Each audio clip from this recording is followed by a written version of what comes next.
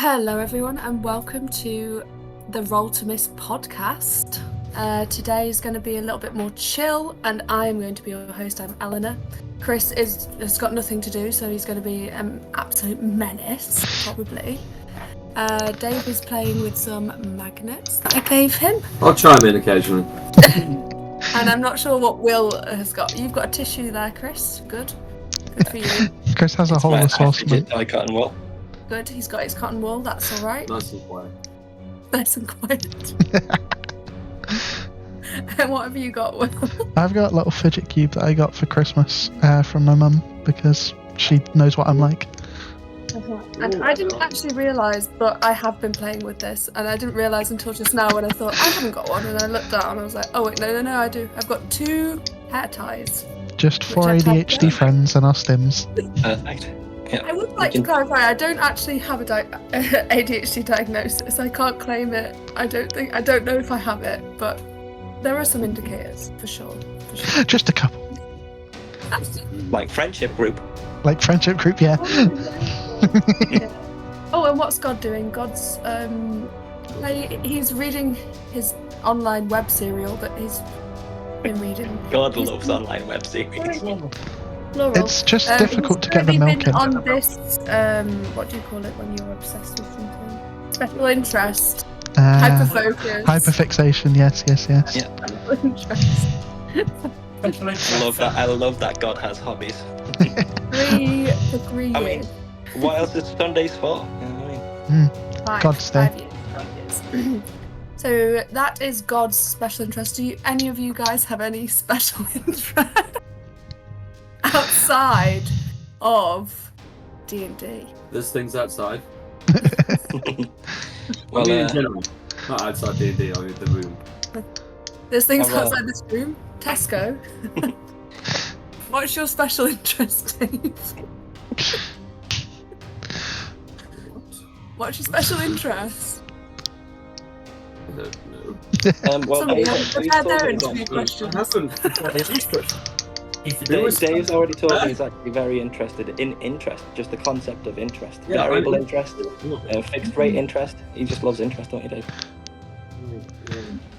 It's not Carl. No, interest rates are... Fun fact about Dave, he just a couple of years ago turned 30, so obviously he likes running Oh yeah. and climbing. So generic. I just felt the change come over me. It's like, why do I have running shoes in my cupboard suddenly? He's got climbing shoes in his cupboard as well, you know.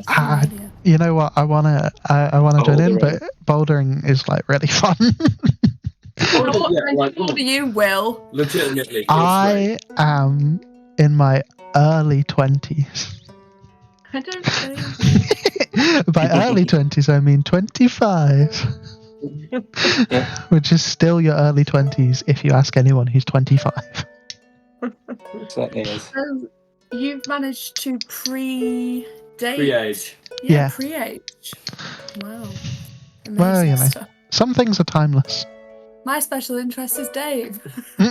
Our pronouns are we, us. I am pretty sure. They are a single unit entity.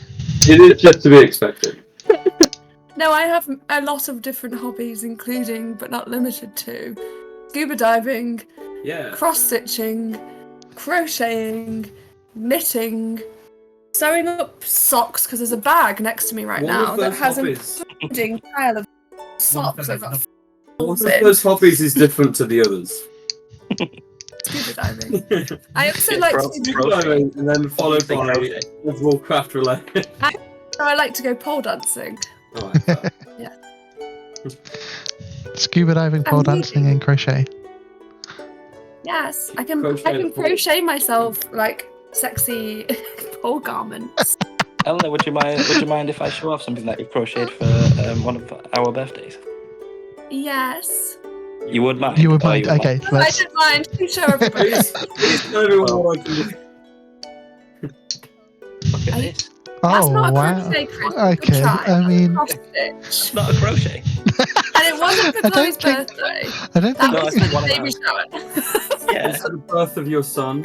yeah, he was born. Yeah, on that is day. a birthday. Oh, it was a his birthday. It was for his for Chloe, for a baby shower.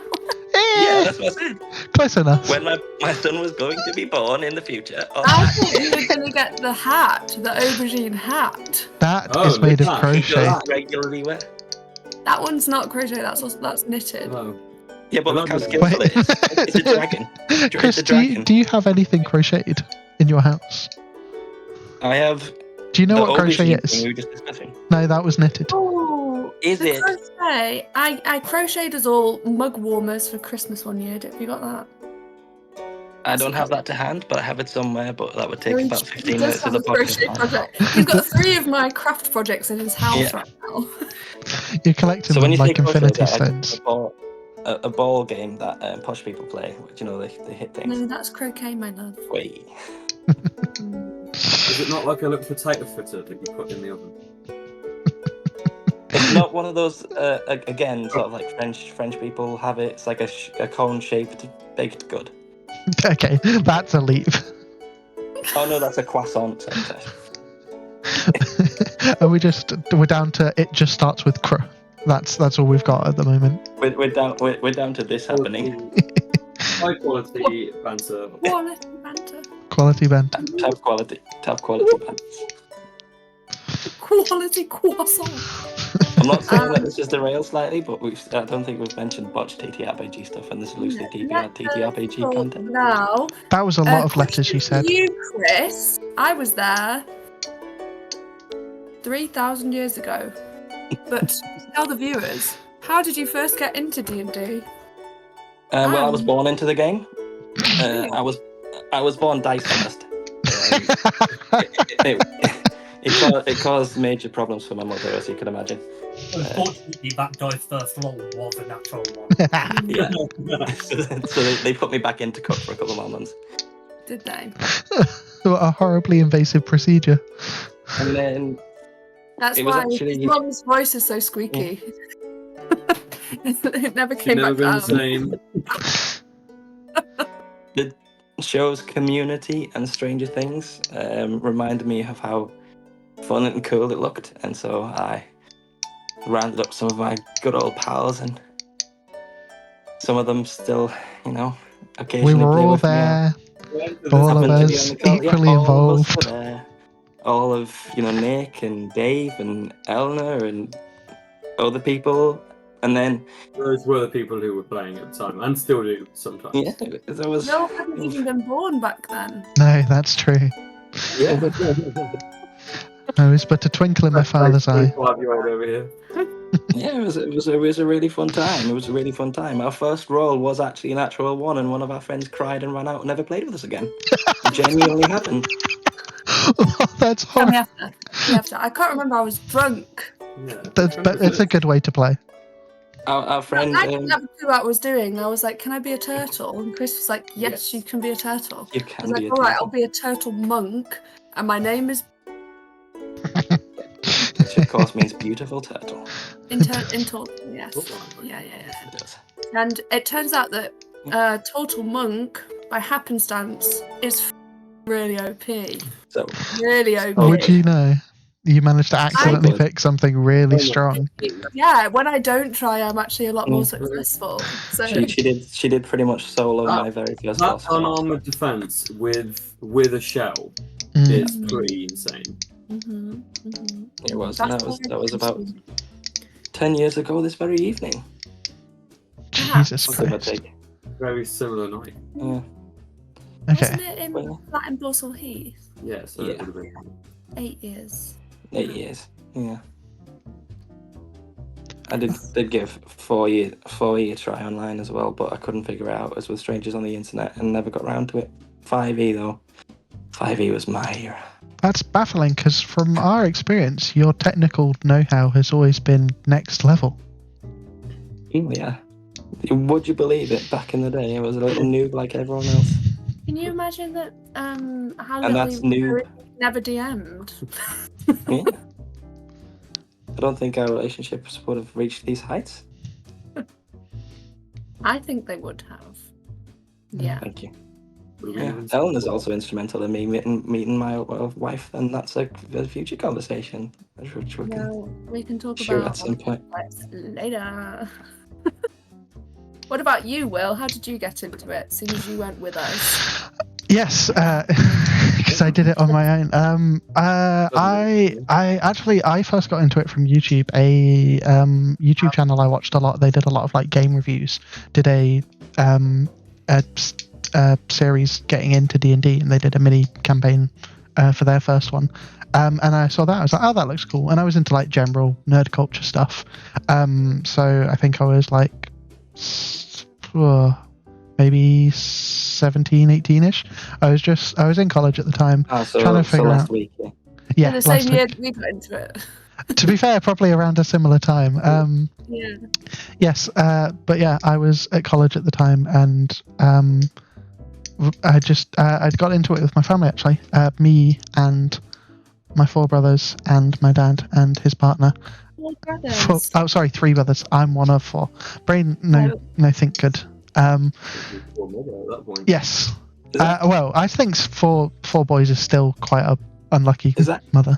Eleanor getting surprised at how many siblings someone has. It was the fact that they were all it boys. was the fact that they were all boys, and I thought there were 5 boys, but we're not. We're 4 girls and 1 boy, which is slightly unfortunate, I guess, for Brian. Yeah, depends. But yeah. So yeah, we just put together a campaign. None of us really knew what we were doing. It was very by the book, very standard, very generic characters. I played a kind of a classic like halfling rogue type, and he had some like stupid and edgy name. I think he was called Barrack Shadowcloak, and he very quickly got nicknamed Leaf Humper by the rest of the party and never reclaimed his honor.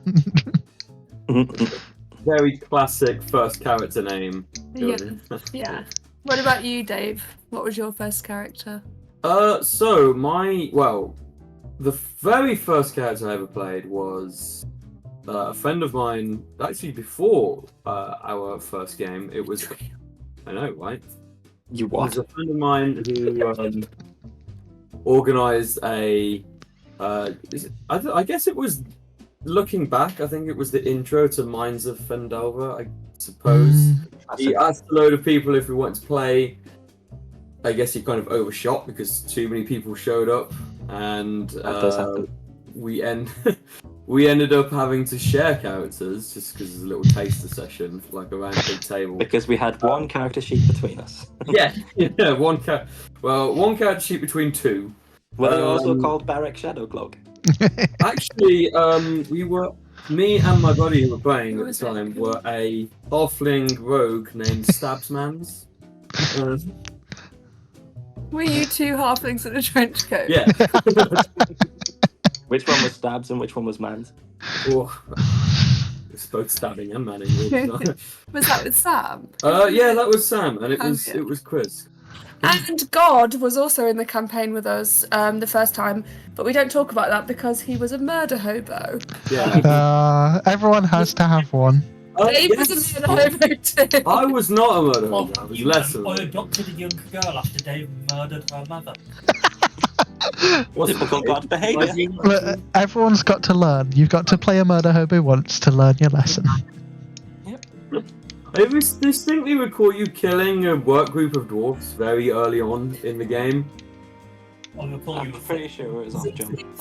Gone into a few little reminiscences. I'd like you to all have a little think inside your brain boxes about one of your favourite experiences that you've had, either during these games that we've been playing or any that particularly stick out for you guys throughout your D&D careers. Right, there was just too many penises then.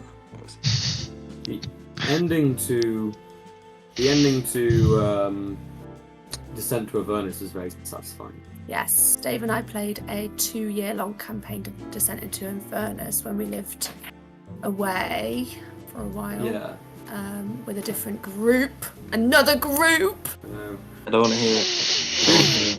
Who thought so many people would actually want to play for so long? We've basically moved halfway across the world and managed to find another group of nerds. Amazing. Always. But yeah, like just the fact that it had been so long and it'd been more or less the same group for so long. And made everyone it was sort of fairly leaving Shanghai during that time as well, and we managed to like make it so that we'd finished the whole campaign like a couple of weeks before everybody left. Yeah, that was great. And our friend George was an amazing cake decorator. Yeah, Very some of very stoic Russian guy, and he's just like this amazing. And he's huge, very very buff, and he just makes the most amazing cakes. And he made I'll have to like get some of those guys on there, over the internet sometime. yeah. Yeah, He made a sword and a stone cake, and he made also because my character had rolled for her tits, and I got a nat 20 during that time. So for the rest of the campaign, I just had these bazongas, and they were what I expressed my magic through as well. So every time I used light, it came out of the nips. So he made me a separate, because I'm a vegan. He made me a separate tit tit cake with a sword through the nipple. Brilliant.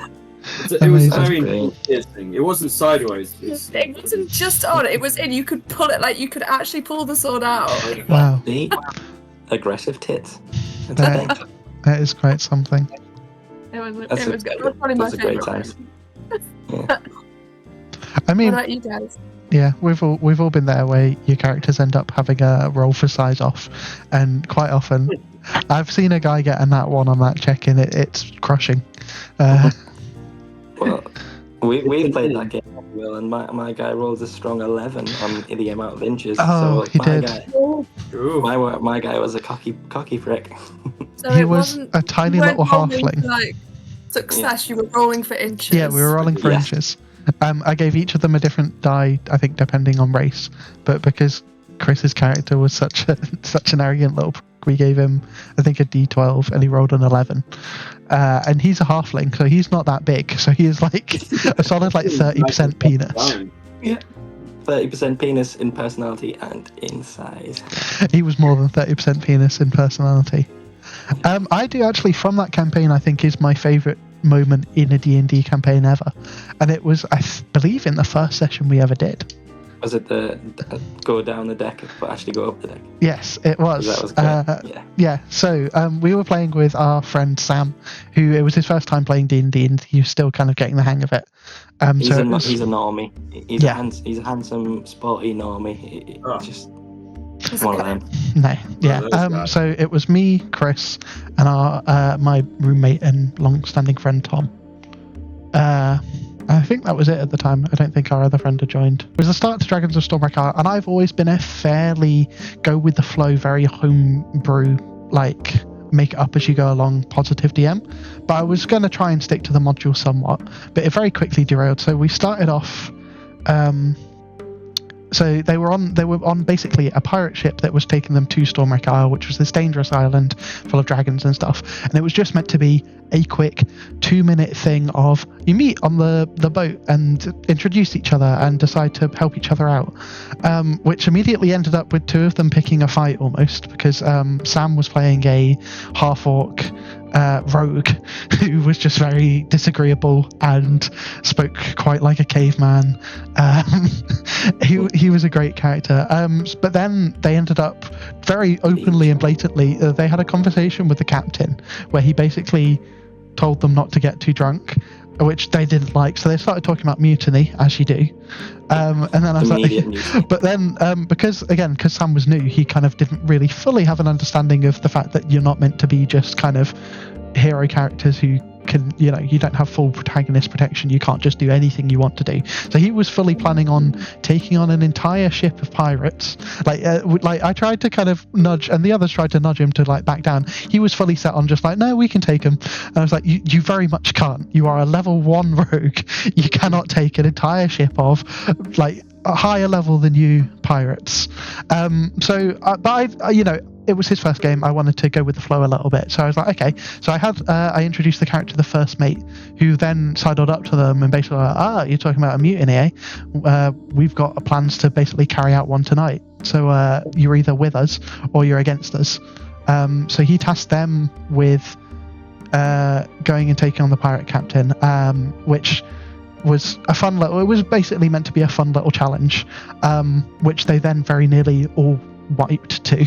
I think literally they got down to the. So Chris was playing the halfling bard. He was down.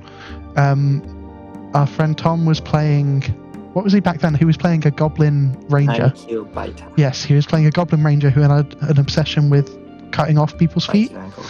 We didn't really question it too much at the time. So the both of them were down, and then the orc managed to, because he had the half orc feat where you come back on 1 HP after taking what would be unconscious damage. So he came back on 1 HP and got a nat 20. And finished the captain off basically on his final hit point, which was a crazy moment. But then it gets better because so they took over the boat. They got their share of the mutiny, of the money. They got accosted by merfolk basically, who demanded basically tribute of the cargo they were holding. So they managed to convince the merfolk to send aboard an envoy to basically, because they were like, oh, we've barely got any cargo, we've not got anything to show you. So they convinced the main guy to go on his own down to the bottom of the ship, but that was where all the cargo was. So they knew as soon as he got down there, he'd realised he had been tricked and would turn on them. So then they sent the rogue to sneak off while they took him downstairs. So he runs into the crew's quarters and then gets all the crew together. And he goes, there's this guy, he's come downstairs, we need to rush and get him now, basically, before he can get back and tell them all it was a trap. And he goes, quick, everyone to the top. So Chris and the other and the Ranger Goblin are both on the bottom of the ship, talking to this very dangerous merfolk on their own, waiting for Vichar to arrive with all the reinforcements, and all the reinforcements are running in the exact opposite direction to the top of the ship, and at this point they've entered combat. So for the entire span of the combat, the entire crew and Richard run to the top of the ship, realize they've gone wrong, turn around, run all the way back down, and then burst through the door right as I think Chris managed to finish him off with an Eldritch Blast. But it was just such a funny moment when Vichar had gathered all the troops, their plan was coming together perfectly, and it was like, right, to the top. And everyone ran in the complete opposite direction, and it was such a beautiful moment of just genuine sheer incompetence. No metagaming then. No metagaming. No metagaming. No.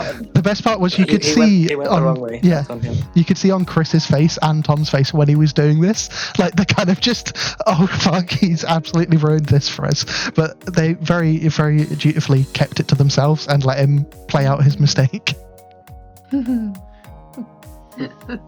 Amazing. Great times. I like the thought there of the whole DMing going straight off, off the cuff kind of thing. Like there's always the two alternate like stereotypes of DM. Like I have reams and reams of notes ready in case for any decision that my party makes, and then there's the exact opposite of that with Natkin with horny goblin question mark. So, yeah, you got to find the middle ground, I guess, where you like it's nice to have some. It's having some prepared things, but also being okay with it going off the rails if it's going to be fun, right? Yeah, exactly. Like, why not just go with it? And see Exactly. By the way, Dave, I'm aware that I might have steamrolled your answer earlier. Did you want to say anything more? Not really. Okay. Okay. Because I'm excited about the tit cake. The tit cake was very exciting. The tit cake was very exciting. It may be the only thing I remember from the conversation today. But you were saying that your favourite was the last time that we played and how it all. Yeah, it was just a nice, satisfying ending to a 2-year-long sort of epic campaign.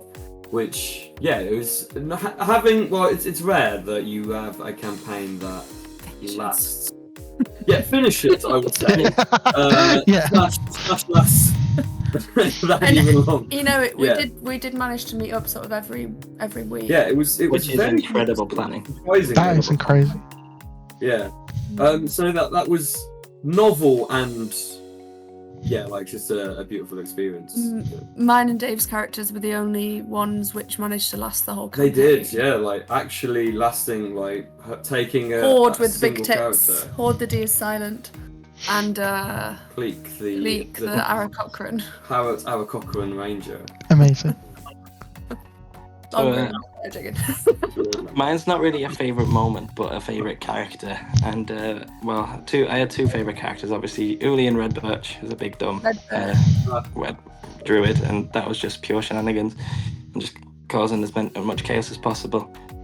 And for my Halfling board, we discussed Dewey Blue. I actually did some research, so I did some planning and planned some, because I know I was going to use the spells Vicious Mockery and Tasha's Hideous Laughter a lot. So when I should have been working or when I should have been sleeping, I basically prepared a list of pre-written Vicious Mockery jokes and Tasha's Hideous Laughter jokes, and so if we could do a risky segment where I could list some of them off. I don't know if any of them are fit for online consumption. Should I try one? See if it's a bit much. You can try it. We have the power of censorship in post. I mean, I feel like I've walked us there. It'll be me who gets cancelled, because this is all from the top of my but you're the face of the channel, Chris. The pouting face of the channel. Excuse me, no, this podcast section Oh, that's is true. mine. This podcast is... My neck on the line, and I will ban you to Bogeyville. You'll be banned. Would you like me to send you them so you can see? Why don't you say one, and then we'll just delete your face if it's... I'll do one. I'll do one which is about 5 out of 10, I think. When episode 2 comes out and Chris isn't in it, this will be the moment that was decided. So the first one is this. Wait, you guys hear that banshee screaming? Oh no, sorry, I was just remember your mum's screaming, gushing orgasm from yesterday. Ooh. Ooh. That's not so bad. Yeah, Was it about a 5? 10 harsh or 5 out of 10 funny? Yeah. 5 out of 10 dark. 5 out of 10 on the cusp. Actually, borrow a 4. I mean, that one's a 10. I'm going to scroll shit. Got Vicious Mockery. I just Vicious Mockery you, Yeah. mate. Chris wasn't kidding when he said... Chris wasn't kidding when he said he should do them when he did them while he should have been sleeping. I distinctly remember receiving a text, and this was back when we worked together at about, I think, maybe midnight, 1 a.m, just saying, I've been thinking too much about the character and I'm not able to sleep, but I've made a list of some Vicious Mockery things to use, and then he sent me some of his ideas. What about this one? This one's like a 3. It's not too bad.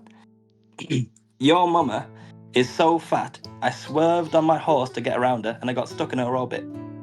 We were trotting around like this, and then we all f***ed her. Stupid, Chris. It's just a hat on a hat at that point. And I think we don't do fat jokes anymore, unfortunately. Yeah. You're gonna get yourself cancelled, you fat bastard. I can do them because I'm really fat. Is that how it works? Yeah, I got told at the scuba diving place the other day that I had a fat neck. You did. So now I'm going to call you a fat as well. Ha. Yeah, you are. Yeah, you are. I'm going to call it that we have gone off the rails. You've got all the way off the rails. My last question that I'd like to ask you guys today is... what I just wanted to sort of open a discussion about the play style that we've been doing and the character creation and what everybody thinks about this because it is very much like we're fighting, and I do like fighting, but is there more? Is there more to D&D? Discuss. Been fighting and telling really bad offside jokes. Yeah. Yeah, that's those are the only two things, right? That's all you do in D&D. I think personally, one of my favourite parts of D&D is the roleplay aspect to it. Like, I can happily go an entire session and not have a battle.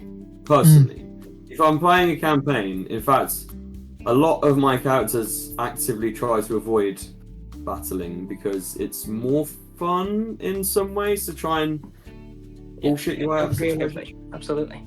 Yeah. I think a truly great campaign can have the option of avoiding combat in its entirety. Together.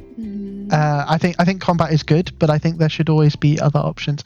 A thing that does this really well, I think, is Baldur's Gate, where combat is still a core part of the game and a very well fleshed out part of the game. But there are so many ways you can do things that completely circumvent combat for the majority of cases. And I think a good D&D campaign, like, sometimes, you know, it will be inevitable. Sometimes the actions your players take will incur a fight, but I think you should always have that option or that ability to play around it, because a lot of the character depth, like, you don't get much character depth in a combat.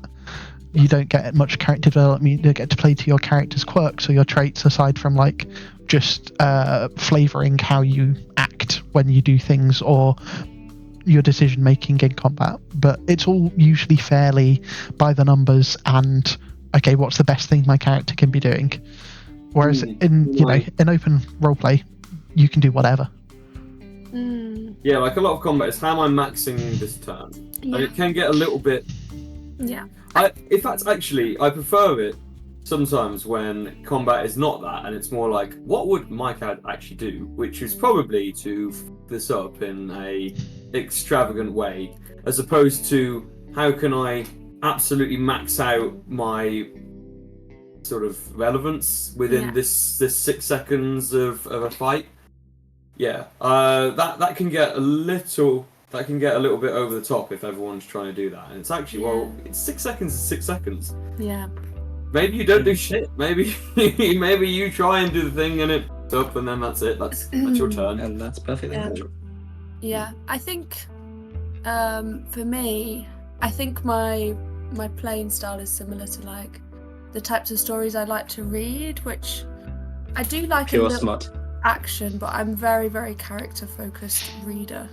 You know, so I think some of my favourite parts in D&D that I've had have been the sort of epic character moments where parts of like a character story have been brought up by the DM and like you're culminating and bringing everything together, or two of the other characters in the campaign like have a running joke, or there's just a moment where all of you have a silly moment that's amazing. I think those are the things that really stick out for me anyway,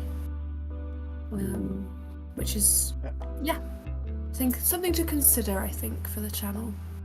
I fully agree, and as we say, we're going to talk about at some point doing a zombie based undead based collaborative thing, which might have more character moments and stuff. I feel like battles are just always fun and interesting, especially to I wouldn't mind having a few sort of recurring characters coming in that we bring back for little one-shots. I know that's a lot more work, one-shotting. I like to play D&D for many other things as well as the combat, mainly just for the pure shenanigans. And again, I think because I was a DM first, and then whenever I have a player, I'm like, I've been on the other side of the screen, so I want to make everyone else's job much more difficult. So every situation, even in combat, I'm looking for a way out to derail it, like things like drinking the water weird when we're fighting them. Yeah, as someone who's DM'd for you, I can confirm that is very much how you play the game. Yeah. Which, I do apologise, but so I don't. Yeah. But there's a really funny bit for me that we had in the last campaign where my character just wanted to go back to town and was just looking at any opportunity to just be like, right, should we go back to town now? Even if we're like, 5 floors deep in a 10-floor dungeon. Just like, yeah, I think we're done here, guys. Here we go. So yeah, just things like that.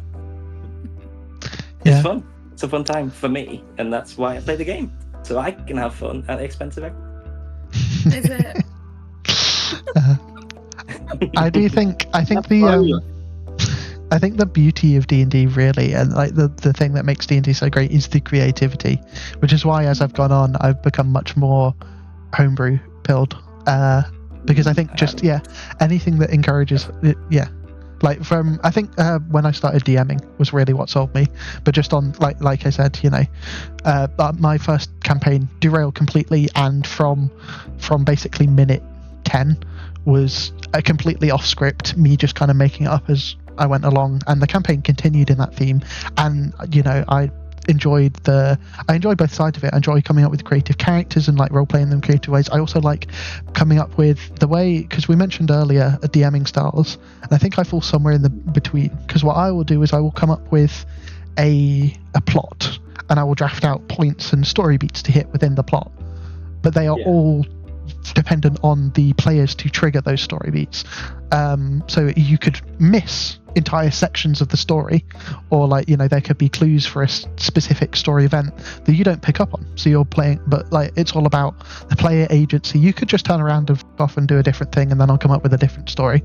But I think that's, you know, I just like the creative side of it. I think D&D's beauty is its creativity, its depth, its flexibility, the ability to say, I want to try do this, and then 9 times out of 10, as long as it's not something completely ridiculous, you can come up with a way to try and do that. And I think that's something we struggle to, because we are so combat focused, and like we said earlier, combat is not an overly creative, like, you know, you can come up with some strategies, but a lot of the time they're high risk, medium reward. Yeah. So then The best kind of strategy. yeah, you might find yourself in the trap of like, if you want to win, you got to play a boring game. Yeah, which is what I do, and it's been working for the most part. You've been winning. Exactly. And D&D. I'll be rewarded handily in D&D swag that definitely exists and definitely is going to go to other people at some point. Yeah. It's Where's not my just doormat treats. fish? It's not just special treats that Chris has been buying for himself. It's not. No, honey, it's for the channel. No, honey, no. I've got to order more Sorry, D&D don't worry. stuff. It's an investment. It is. It's an investment in us, in our friendship. To add on to the creativity thing that Will was saying, it also gives you the opportunity to be a big titty lady if you want to. Yeah. I've never had that before. Me neither. My character might be a big titty lady. You've been a big titty. You were a big titty orc, weren't you? Yeah, that was actually, yeah. Then I'll be an even bigger titty. Yeah. I'm yet to be a big titty lady. But you were too much of a coward. How are you supposed to fly with tits? Come on. I'm yet to play a big titty lady, and I feel like that might be because I'm a more than average sized tittied man. So, you know. An ample-titted man. An amply breasted gentleman. Nipples. Oh, the nipples are off the charts, guys. Amply breasted gentleman is quite Ratio is the. way off. Yeah, you really rolled a 12 on that one. So the next podcast is going to be about something that we'll decide later, probably. Ooh. I've got some ideas about that. We've teased the sex talk. That's not going to happen. Who knows? We've teased strategy talk. Perhaps we did tease that. I don't think we mentioned it. I've teased it now anyway. That's done. I'm so teased. Oh, just a little stroke, just a little tease there. You see. Just a little bit of, you know, just a little bit. A little bit of something. Pocket We cheese. also have in the works some character interviews with more specific questions about each character. Not character, cast member, I suppose. Yeah. Person. Also going to get some guests. And if you want, in the comments, you could leave some questions for us, and if we want to, we'll answer them. But if we don't want to, we'll just tell you to f*** off. And if we don't like you personally, I'll come round your house and set your bin on fire. He'll do it. He did it to me, actually. That's how we met. He'll threaten to send you a doormat and then never do it. It's in the post. It's coming. Remember, any items that. What was the rule? There's any items that don't get 1 in 4 episodes get sent to a lucky fan. So you too can be waiting for Chris to send you something. As our long-term viewers and subscribers will know, we have a Roll to Miss RPG channel. We also have a Roll to Miss Streams channel. And of course, I have a personal Chris Roll to Miss channel. So yeah, there are multiple accounts. All subscribe to each other. We're on that as well. And the Instagram, we're on the Blue Skies, because, you know... Is your personal channel called Roll to Chris? Because it should be. Ooh. I mean, it is now. And as of this video, it always was. Yeah, we don't know when this is coming out. It'll be also really funny if this comes out before all the combat that we've been talking about that we're apparently bored of. That it comes out after that, like, you know, that this comes out, and then I'll like let them come out and they're like, why are they even doing it? They're bored of it. God. We didn't say we're Well- bored of it. We just said we think it doesn't represent the whole We of just think it D&D. needs work as a concept, and Chris is boring and not creative and not funny. And just If you could just take it a bit more personally, Chris, that'd be really great. I think it's more that we would all love to be able to show more sides of our D&D personas. I'd love to do some role playing. Yeah. I mean, yeah, you would. and D&D as well. You mean you want to do the role playing of the TTRPG, not just the TT bit? He's just talking. He's just trying to. Yeah. He's just trying to foreplay with me right now. Okay. I want to do more of the table stuff. Well, We're about to get to bed. you or whoever, you know. One of us. You or Not- whoever. One of us is on mute, and yet we can still hear you, Dave. Why is that? I'm omnipresent. Whose home are you in? No, that's Nick. That's off-screen producer / god / the gremlin lives in your house, Nick. Proper What gremlins the other day. Tell me about his gremlin. Well, you have to turn the recording off Yes. first. Goodbye, everybody. Alright. Like the video, comment the video, subscribe the video, all the stuff. Thank you. everyone very much for joining our first podcast. Show More us to come you. soon. Bye.